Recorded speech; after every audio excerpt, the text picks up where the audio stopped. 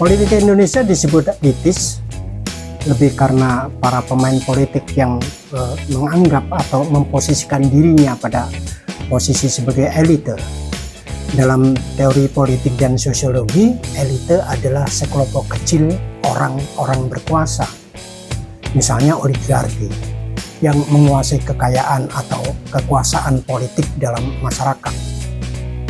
Kelompok ini memiliki posisi yang lebih tinggi daripada rakyat jelantah dan mempunyai hak yang lebih besar daripada masyarakat kelas di bawahnya. Jika politik dikaitkan dengan demokrasi, di mana pengertian demokrasi berasal dari kata demos dan kratos, dari bahasa Yunani yang artinya kekuasaan di tangan rakyat, maka di mana demokrasi politik di Indonesia? Ada atau tidakkah demokrasi politik itu?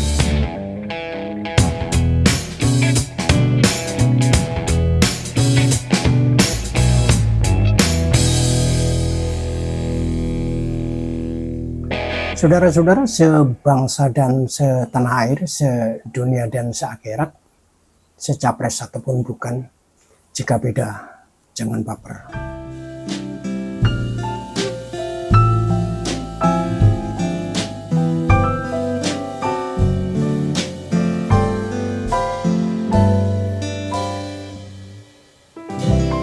Episode Ups Upini Presetan Sunardian ini sudah sampai ke episode 100 dan tidak banyak ditonton, apalagi di like penonton YouTube. Dalam wahana komunikasi publik, artinya tontonan ini gagal menyampaikan pesan karena macam-macam alasannya. Mungkin isinya tidak bermutu, tidak menarik, atau cara pembawaannya tidak baik atau tidak menarik, atau gabungan keduanya, atau sebab-sebab lain karena ya memang tidak menarik untuk ditonton, tidak menghibur, tidak lucu, dan seterusnya. Dan itu cukup alasan untuk menghentikan program UPS ini, bukan karena takut atau kecewa, melainkan ya merasa bahwa tema-tema dasar UPS untuk menyambut tahun politik pada tahun pemilu 2024 ini ya dirasa sudah cukup. Tidak ada lagi yang istimewa. Karena yang muncul sampai hari ini dalam kaitan pemilu 2024 hanyalah gerak-gerik politik, bukan gerakan.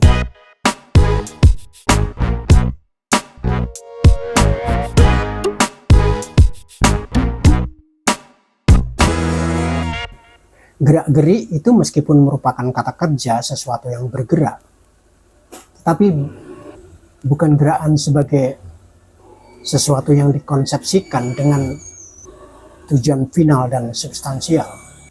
Sebenarnya sama-sama mengarah pada satu tujuan, tetapi gerak-gerik lebih bersifat praktis, pragmatis, sementara gerakan lebih berangkat dari visi yang bersifat strategis, jangka panjang, ideologis.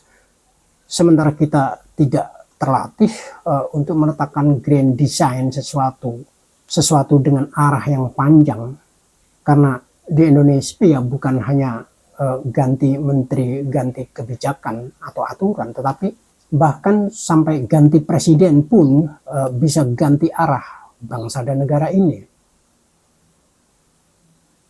Hal itu menunjukkan kebelumbulatan mengenai apa itu sesungguhnya yang dikonsepsikan kita tentang negara bangsa Indonesia Raya ini.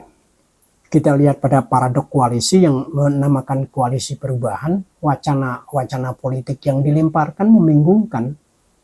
Untuk electoral threshold, bahkan para elite partai menyebut bahwa capres mereka pasti akan melanjutkan program kerja presiden atau pemerintahan sebelumnya. Tetapi untuk tujuan praktis di internal mereka, untuk perebutan sharing power, mereka bisa memberi alasan-alasan yang bisa berbeda dengan apa yang disampaikan di luaran tentang tesa dan antitesa.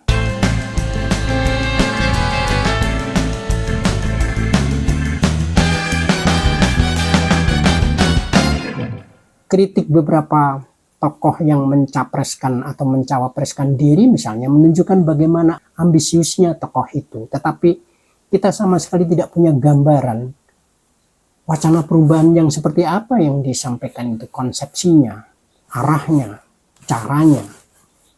Padahal pernyataannya bukan saja paradoksal, melainkan juga kontraproduktif untuk elektabilitasnya sendiri.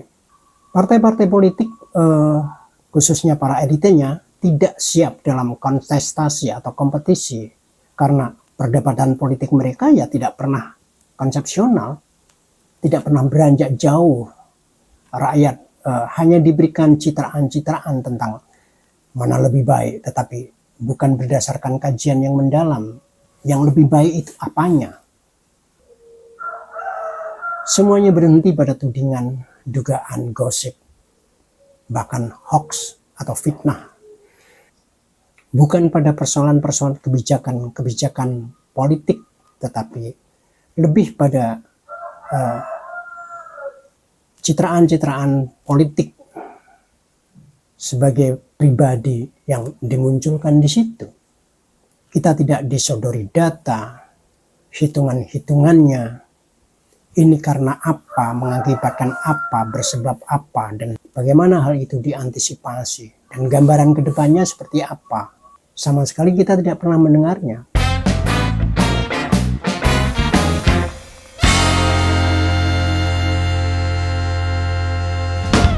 Kalau capres atau cawapres atau elite hanya menyebar tudingan, ya mereka sama sekali hanya meniru cara-cara perebutan kekuasaan zaman-zaman kerajaan dulu kala. Meskipun bagi pihak oposisi misalnya, oposisi pemerintah, menyerang pemerintah itu ya cara mereka untuk menaikkan derajat atau mensejajarkan posisi. Tetapi ya memang itu sistem politik dan juga UU politik kita yang memberikan peluang terjadinya hal itu. Kita masih butuh waktu yang panjang untuk memajukan Indonesia. Dan itu bukan pekerjaan yang mudah karena Indonesia maju bukan karena presidennya.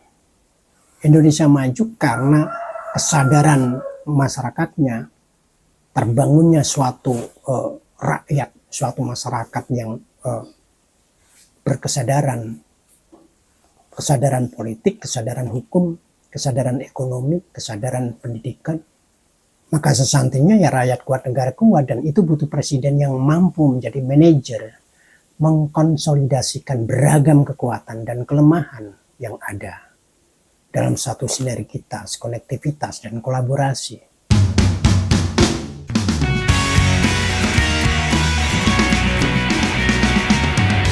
Wacana-wacana permusuhan, konflik, membesar-besarkan perbedaan dengan politik identitas misalnya, hanya akan menghasilkan presiden yang jauh lebih buruk dari yang sekarang sedang berjalan. Karena kita sudah berjalan pada satu perubahan yang sedang berlangsung. Dari orla ke orba, dari orba ke orde yang memberi ruang yang lebih, memberi ruang rakyat yang lebih berdaya. Apakah arah perubahan ini akan dirubah lagi, akan diubah lagi oleh penggantinya yang membawa nama koalisi perubahan atau koalisi tidak berubah? Kita tidak butuh perubahan yang mengubah perubahan. Bukan perubahan dari permainan tesis dengan antitesis, melainkan perubahan dalam konteks sintesis, perubahan yang berkelanjutan untuk Indonesia yang lebih maju.